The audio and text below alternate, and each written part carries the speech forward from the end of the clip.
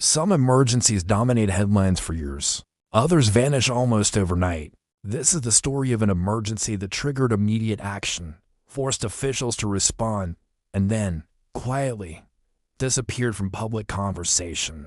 No memorials, no anniversaries, and very few answers. This is the emergency that was handled, then forgotten. It began like any ordinary day. People went to work, schools opened, traffic moved as usual. Then, suddenly, something went wrong. Emergency lines lit up. Local authorities were alerted. Within minutes, the situation was classified as serious. Roads were blocked. Airspace was restricted. Federal agencies were notified. Whatever had happened, it was not minor, and it was not routine. The initial reports trickled in through police scanners and fragmented local news bulletins. They were confusing, sometimes contradictory. A chemical spill, a downed aircraft, a security threat. No one seemed to have a clear picture, but everyone agreed on one thing: something significant was unfolding. For those on the ground, the first sign of trouble wasn't an explosion or a siren,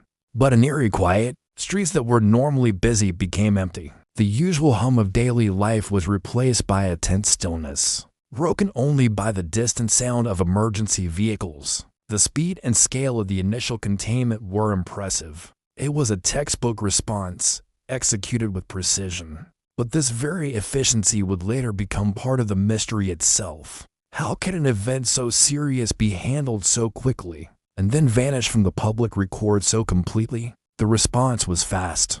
Emergency crews arrived first, then state authorities, then federal officials. Witnesses later described a scene of urgency vehicles moving in convoys, officials speaking in lowered voices, areas being sealed off without explanation. Yet strangely, there was no public panic, no mass evacuation, no long press conferences, just controlled action and silence. This wasn't chaos. It was a highly organized operation.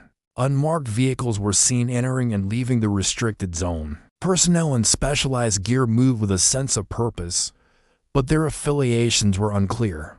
Local police were tasked with maintaining a perimeter, but even they seemed to be kept in the dark about the specifics of the operation. The information vacuum was total. Journalists who arrived on the scene were kept at a distance, unable to get close enough to see anything substantial. Their questions were met with polite but firm refusals to comment. The situation is being managed became the standard reply. It was a masterclass in information control. The message was clear: stay back, stay calm, and let the professionals handle it. And for the most part, the public complied, trusting that the authorities had everything under control. Within hours, an official statement was released. It was brief, carefully worded, reassuring. The public was told the situation was under control. There was no ongoing danger, no further action required, and that was it. No detailed breakdown, no follow-up explanation, no timeline of events. Most people accepted the statement and moved on. The statement was a masterpiece of bureaucratic language. It confirmed an incident had occurred, that appropriate agencies had responded, and that the situation was resolved without further risk to the public. It was designed to calm nerves, not to inform. It gave the impression of transparency while offering no actual details. For a 24/7 news cycle hungry for information, the story died on arrival, with no new developments, no dramatic footage, and no official sources willing to talk. The media's attention quickly shifted elsewhere. The local community, assured that the danger had passed, breathed a collective sigh of relief. Life returned to normal with surprising speed. The roadblocks came down, the restrictions were lifted, and the mysterious convoys were gone as quickly as they had arrived. The emergency was over, or so it seemed. But as days passed, questions began to surface. Why were certain details missing? Why were some reports inconsistent? Why did early witness accounts differ from the official summary? Local news coverage faded quickly. National coverage never really began. Records existed, but they were difficult to access. Some documents were delayed. Others were released with heavy redactions. An emergency had clearly occurred, But its story was being quietly compressed. A few curious local reporters and independent researchers started digging. They filed Freedom of Information Act requests, which were either denied on grounds of national security or returned months later, with entire pages blacked out. They tried to re-interview witnesses, but many were now reluctant to speak, some even claiming they couldn't recall the details clearly anymore. The few fragments of information that did emerge only deepened the mystery. Shipping manifests from a nearby depot were classified. Flight logs from the local airfield for the day were missing. The official incident report, when finally released, was only a few paragraphs long and contained less information than the initial press statement. The story wasn't just forgotten. It felt like it was being actively erased. Weeks later, it was as if the emergency had never happened. No investigations made public.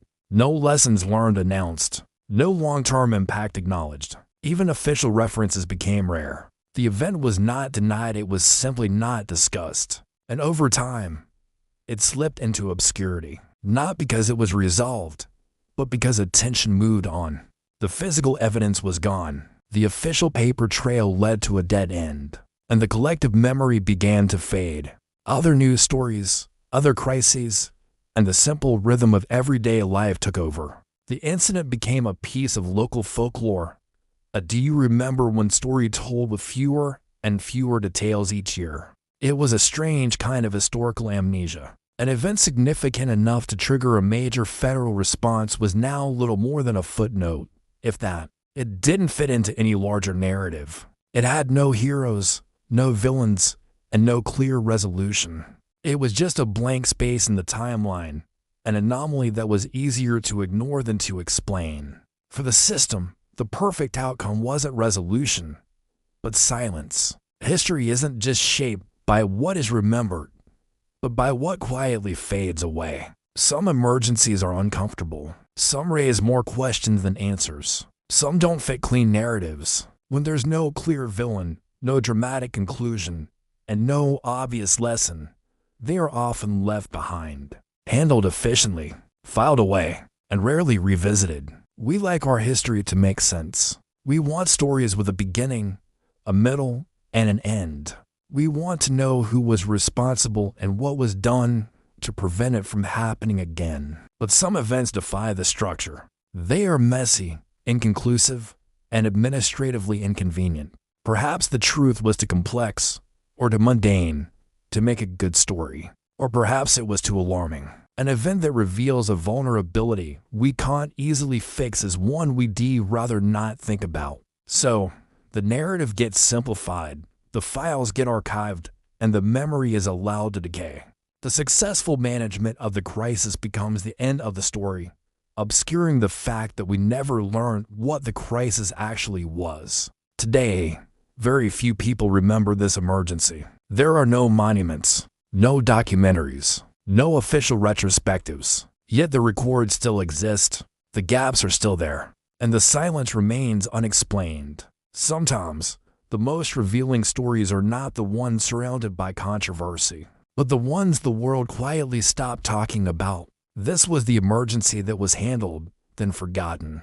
The redacted documents sit in a federal archive. The witness accounts, fragmented as they are, exist in old newspaper clippings and obscure online forums. The pieces are all there, but they don't form a complete picture. And maybe that's the point. The story isn't about what happened that day. It's about how an event can be neutralized, not just on the ground, but in our collective memory. It's a reminder that history has blank pages, and some of them were written that way on purpose. The absence of a story can sometimes be more telling than the story itself. Not every mystery is hidden, some are simply ignored.